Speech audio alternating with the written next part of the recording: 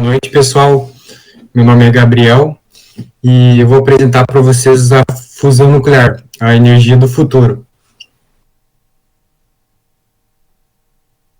Então, inicialmente, eu vou apresentar meu sumário para vocês. Eu vou falar primeiro sobre as necessidades energéticas, a energia nuclear, condições de fusão nuclear, desafios da fusão nuclear, fusão por confinamento magnético, segurança de processos, a geração de energia elétrica por fusão nuclear e, por fim, vou apresentar as referências para vocês. Então, inicialmente, falando sobre as necessidades energéticas, a energia ela é um dos bens mais preciosos da civilização moderna. Ela é responsável desde fazer nossos carros andar, iluminar nossas cidades e fazer o progresso da humanidade continuar evoluindo sem parar. Então, a energia ela é tão importante que sem ela o mundo hoje entraria em colapso, porque a gente está acostumado, habituado, e a gente necessita da energia. Então, uma das formas até de a gente mensurar assim, civilizações muito avançadas é olhar para a quantidade de energia que essa civilização ela consome ou que ela é capaz de produzir. E dessa forma, a nossa história por busca de fontes de energia mais eficientes e mais sustentáveis, ela vem desde o século XVII, que a gente passou do fogo para a máquina a vapor, a gente domou o vento, aproveita as correntes de água para produzir energia, a gente usa o sol para energia solar, e assim a gente vai evoluindo, buscando fontes mais sustentáveis e mais eficientes. No entanto, a demanda energética está cada vez maior, e o problema disso é que cerca de 80% da energia ela vem de combustíveis fósseis, e os combustíveis fósseis eles não são fontes renováveis, ou seja, eles não são fontes que são infinitas, eles são finitas. E através disso se vê a necessidade de encontrar novas formas de energia. E a gente conhece uma forma de energia que ela é extremamente eficiente e que é a energia nuclear. Então, a energia nuclear, ela é energia, consiste em extrair energia contida nos átomos. E existem duas maneiras da gente fazer isso. A primeira seria a fissão nuclear e a fusão nuclear. Então, eu vou explicar esses dois métodos para vocês. Não vou meter muito ao mecanismo de atuação, mas explicar brevemente como é que ele funciona. Então, inicialmente falando sobre a fissão nuclear ela não é algo novo, ela é utilizada desde a Segunda Guerra Mundial, e a fissão de 1 kg de urânio, ela vai gerar 3 milhões de vezes a quantidade de energia que a queima de 1 kg de carvão geraria, e essa quantidade de energia é absurda, a gente pode ver que a diferença é muito grande. Então, aqui a gente tem o mecanismo, como é que a forma que ela acontece. Então, para fazer a fissão nuclear, ela é feita com um elemento pesado, geralmente é o urânio, e ele é dividido em dois elementos. Então, a gente tem um núcleo fissionável, que ele vai ser bombardeado por partículas, que vai ocasionar a fissão, e ele vai gerar o produto de fissão. Esses dois elementos, produtos de fissão, eles vão ter uma massa menor do que a massa do elemento que originou. Então, a gente pode pensar que uma massa sumiu, né? Posteriormente eu vou explicar sobre, mas a gente pode ver que o núcleo que é fissionável, ele tem uma massa maior, e o produto, ele tem uma massa menor, por isso que a balança está para o lado direito.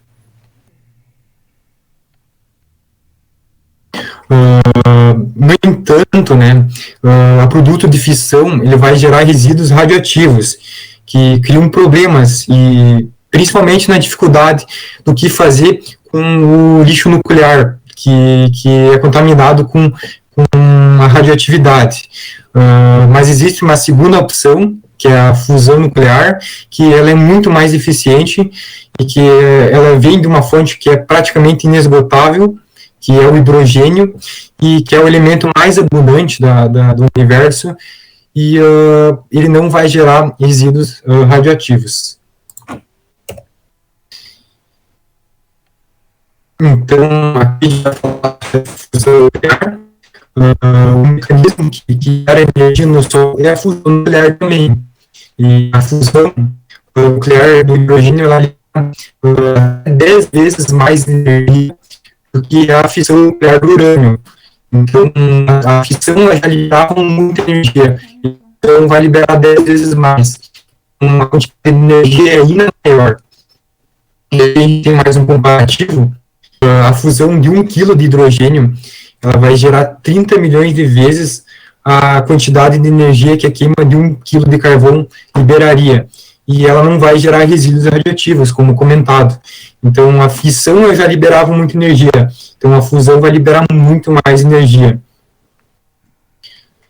Então, aqui a gente traz um mecanismo de fusão. Na fusão, a gente usa 2 átomos leves, como o hidrogênio, e eles funem esses átomos, e como resultante, a gente tem um outro elemento de produto de fusão. E esse produto de fusão ocorre, então, que vai liberar muita energia.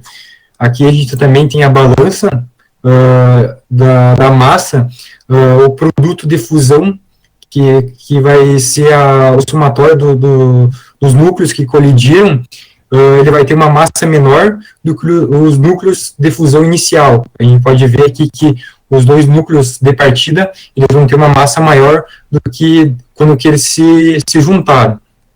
E também vai ter uma perda de massa. Então, agora eu vou explicar para vocês essa massa que supostamente sumiu, né?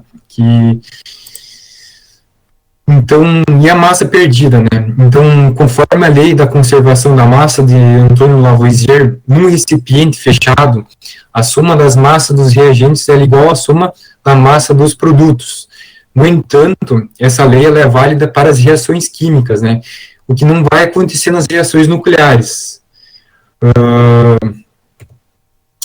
Há pouco mais de 100 anos, uma fórmula que é enganosamente simples, ela revelou uma unidade escondida nas profundezas do universo, que vai tratar de uma ligação entre a energia, a matéria e a luz. Então, vai ser a relação entre essas 3 propriedades, a energia, a matéria e a luz. Essa relação ela foi desenvolvida pelo Albert Einstein, que desenvolveu a equação mais famosa do mundo, e uma compreensão que foi surpreendente, né? Ele uniu o trabalho de muitos antecessores, de pesquisadores, cientistas que a vida toda pesquisaram, estudaram e trabalharam em cima disso, e contribuíram com uma parte para chegar na equação da teoria da relatividade, que a energia é proporcional à massa e a velocidade da luz ao quadrado. Então, essa massa que supostamente foi perdida nas reações não explicadas, ela vai ser explicada por essa equação da relatividade, que a energia vai ser proporcional à massa e ao quadrado da velocidade da luz. Então, a velocidade da luz tem um número muito grande, aí que vai explicar a energia gigante que é liberada nos processos de fusão nuclear. Toda essa massa que foi sumida, ela é transformada, convertida em energia. Isso explica o fato de a gente ter muita energia liberada nesse processo. Então, agora eu vou comentar para vocês as condições de fusão nuclear. Criar as condições ideais para acontecer a fusão nuclear é um complexo desafio, tanto tecnológico como de engenharia. A maior dificuldade é fazer os 2 núcleos de hidrogênio chegarem perto o suficiente um do outro, visto que os núcleos são compostos por prótons e eles têm carga positiva. E conforme a gente já estudou e já viu na lei de Coulomb, as cargas de sinais iguais vão se repelir pela força de Coulomb. Como a gente pode ver aqui, as cargas iguais vão se repelir e vai ter a repulsão. Aqui expressa no diagrama, aqui da força em função da distância, a gente consegue ver que quanto mais próximos os dois núcleos, maior vai ser a força de repulsão. Quando chega numa parcela aqui de distância, que a força de repulsão cresce exponencialmente. E isso é ocasionado por uma chamada barreira de Coulomb, e que ela vai impedir que os dois núcleos se aproximem mais. No entanto, né, existe uma distância específica que, se aproximar os dois prótons nessa distância, a força de atração entre eles será maior do que a força de repulsão. E isso acontece por uma das forças fundamentais da natureza, que é a força nuclear forte. A força nuclear forte ela é a que faz os átomos se manterem coesos, se manterem unidos. Ela que mantém os prótons dos núcleos dos elementos pesados unidos. Então, é essa força que vai criar essa condição de fusão dos núcleos.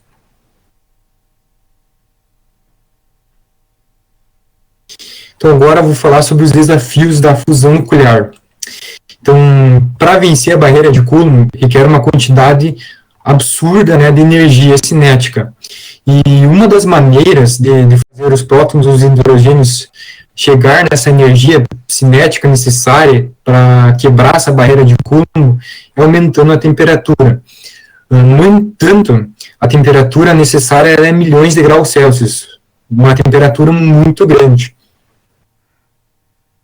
E milhões de graus Celsius é mais de 1000 vezes a temperatura da superfície do Sol. Mas a gente sabe que no Sol acontece a fusão nuclear. Mas então, como que no Sol acontece a fusão se ele tem uma temperatura cerca de 1000 vezes menor? Isso é explicado através da densidade. Toda a massa do Sol ela vai confinar os hidrogênios do núcleo para um espaço de um volume muito pequeno. Isso vai acarretar um aumento muito grande da densidade. E esse aumento da densidade ele vai diminuir drasticamente a temperatura necessária para acontecer a fusão nuclear. No entanto, essa temperatura ela é muito elevada ainda. Existem maneiras menos difíceis de realizar a fusão nuclear. Então, como por exemplo, ao invés de usar 2 átomos de hidrogênio, é o uso de 2 átomos de deutério. O deutério ele é um isótopo de hidrogênio e ele tem um nêutron a mais, ou seja, ele tem um núcleo mais denso, que vai facilitar esse processo. Mas como que é possível a gente fazer a fusão nuclear, sendo que, mesmo assim, a temperatura necessária ela é muito elevada e não existe nenhum material conhecido que vai resistir a essa temperatura? Então, tem se desenvolvido algumas abordagens, sendo que tem algumas bem-sucedidas, e a mais sucedida delas é a fusão por confinamento magnético, que eu vou explicar agora. Então, a fusão por confinamento magnético. O combustível da fusão nuclear ele não é apenas os átomos, mas sim o núcleo atômico dos átomos. E a abordagem, ela de maneira mais simples, seria a ionização completa desses átomos. Então, esses núcleos atômicos, eles são confinados nos chamados tokamaks, que são os reatores de fusão nuclear. Quando o hidrogênio ele é aquecido até milhões de graus Celsius, ele vai virar um plasma. E essas partículas vão estar confinadas por campos magnéticos, que vão limitar o plasma nesse campo magnético. É como se fosse uma caixa, que as paredes elas são campos magnéticos. E esses campos magnéticos eles são gerados por eletroímãs que são muito poderosos. Como a gente pode ver aqui no desenho, seria mais ou menos, por exemplo, isso. A gente tem essa força que vai estar confinando eles dentro desse recipiente. E agora o pessoal sempre fala de muitos filmes, aí pensei em trazer uma relação para vocês. Se vocês lembram do filme do Homem-Aranha 2, né, que ele luta com o Dr. Octopus, ele trata exatamente o processo de geração de energia por fusão nuclear, que ele vai ser controlado por eletroímãs, onde que a gente pode ver que esses negócios aqui, eles são os eletroímãs, e aqui a gente tem o plasma, né, que está acontecendo a fusão. Então, desta forma, o plasma superaquecido ele não vai entrar em contato com nenhum material, resolvendo o problema da temperatura, pois nenhum material resistiria a essa temperatura que é muito elevada. E também, nesse confinamento magnético, o volume de confinamento ele é muito pequeno, que vai aumentar também drasticamente a densidade das partículas, que vai diminuir a temperatura requisitada para acontecer a fusão, como que já foi comentado anteriormente. Desta forma, a gente tem maior probabilidade da colisão efetiva dos núcleos, alcançando essa distância efetiva que vai ocasionar a fusão dos núcleos e vai formar a fusão nuclear. Então, agora eu tenho um vídeo para apresentar para vocês, eu vou compartilhar aqui, que seria a apresentação do plasma num tokamak.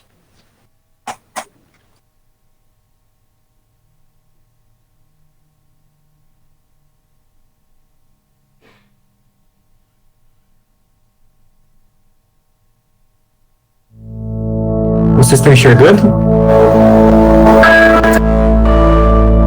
Sim.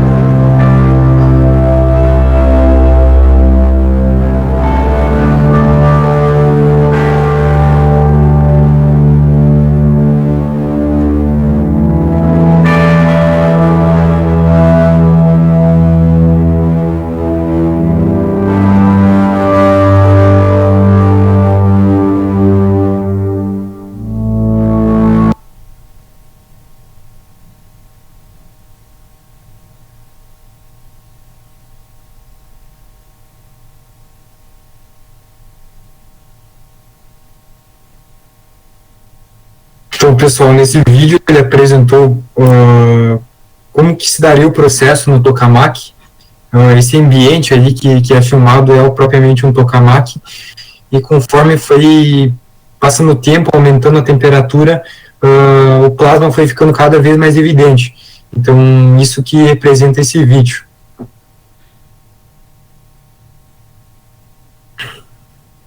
Então, dando continuidade agora, falando sobre a segurança do processo.